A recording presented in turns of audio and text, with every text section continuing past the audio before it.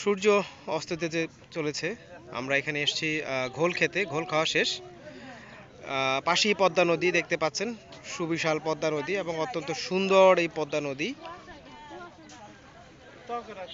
আমার ঠিক হাতের পূর্ব দিকেই কিন্তু একটু দূরের দিকে তাকালেই পদ্মা সেতু দেখা যায়। ক্যামেরার ফ্রেমে আপনাদেরকে কতটুকু দেখাতে পারছি জানি না। তো এই যে সুন্দর পদ্মা নদী, এই পদ্মা নদী কিন্তু আগের মতো সেই প্রমত্তা নেই ঠিক এই অংশে। মোটামুটি ঢেউবিহীন একটি পদ্মা নদীর চিত্র আমরা দেখতে পাচ্ছি। আশেপাশে কিছু মাছ ধরার নৌকা, সেই সাথে মানে পাড়াপাড়ের কিছু নৌকা এই সাইডে কিছু আছে, ওই পাড়ে কিছুটা আছে। তো আজকে আমার কথা বলার উদ্দেশ্য হচ্ছে মূলত দূষণ। আমি দূষণ নিয়ে একটি কথা বলবো। কিছু চিত্র আপনাদেরকে দেখাবো। এই যে দেখেন, এটা ওই যে একটা ঘাট, বাজার থেকে ঘাটটা নিচ দিকে নেমে এসছে। দেখেন এই যে ঘাটের আশেপাশে যে দোকানগুলো আছে, দোকানের নিচে প্রচুর পরিমাণ আপনার পলিথিনের স্তূপ জমে জমে আসলে কিন্তু একদম নষ্ট হয়ে আছে। এত পলিথিন, এবং ওই যে ঠিক ওই দিকটাতে এত রকম বাজারের বিভিন্ন বর্জ্য পদার্থ ফেলা হয়েছে, কাক এগুলো খাচ্ছে, স্তূপের মতো জমে আছে।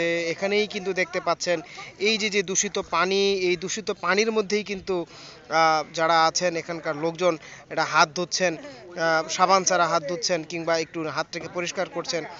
যদি নদীর দিকে একটু তাকাই দেখতে পাচ্ছেন যে পলিথিন, প্রচুর পরিমাণ পলিথিন এই নদীর পানির মধ্যে কিন্তু ভাসছে, ডুবে আছে। অনেক দূর পর্যন্ত এই পলিথিনের স্তর থাকতে পারে।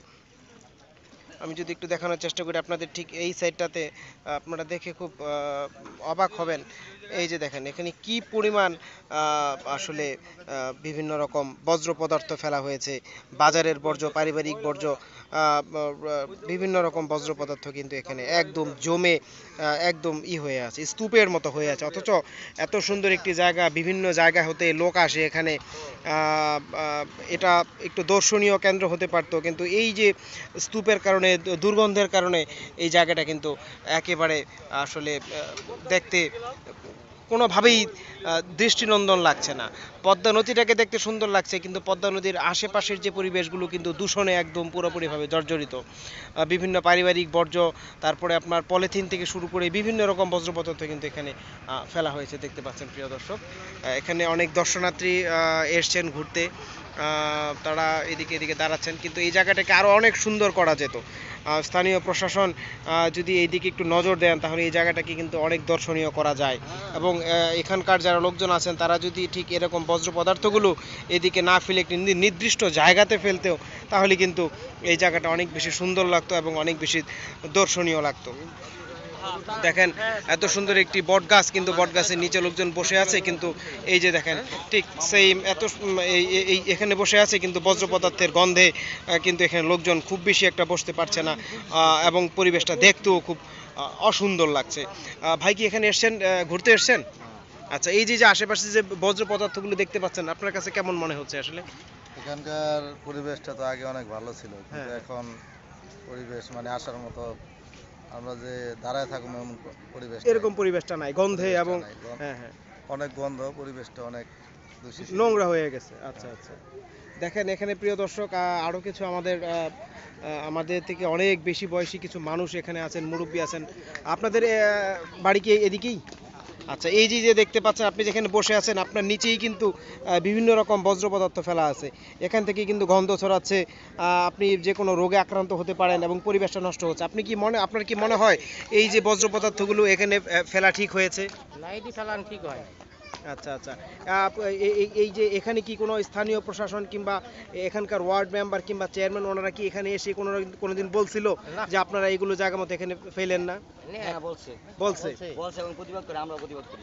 আচ্ছা আচ্ছা, আমি নিজে প্রতিবাদ করি। আচ্ছা আচ্ছা, আমরা প্রতিবাদ করি, এরকম ফেলাই না, কিন্তু আমাদের বাজার কমিটি ভালো না। আপনাদের কমিটি ঠিক মতন আপনি এটা পরিচালনা করে না। কমিটি পরিচালনা করে না, এবং মানে ওসি সাহেব নিজেও বলে গেছে, আচ্ছা এবং আচ্ছা টিউনো সাহেব আচ্ছা, বলে গেছে, যেখানে মালা ফেলাবেন না। টিএনও স্যার এবং ওসি সাহেব এখানে এসে বলে গেছে, কিন্তু আপনাদের বাজার কমিটি যারা আছে তারা এইসব ব্যাপারে কোনো ঠিকমতো পরিচালনা করে না। আচ্ছা আচ্ছা আচ্ছা, এই দেখেন, এই যে আপনি আরেকটা জায়গা দেখেন, আপনি দেখলে বুঝতে পারবেন। এই যে মুরগির দোকান, এই দেখেন, এই যে হ্যাঁ হ্যাঁ হ্যাঁ, ফালানোর গতিকে পুরা বাজারের এই গাঙ্গের পানিটা নষ্ট নষ্ট হয়ে গেছে, পানি দূষণ হচ্ছে। এই যে দেখেন, রক্ত এবং ওই যে মুরগির ময়লা। আমি প্রতিদিন দু একদিন পর পরই প্রতিবাদ করি। হ্যাঁ, আসলেই প্রিয় দর্শক ওখানে কিন্তু এই নোংরা অনেক রকম কষ্ট পায় না।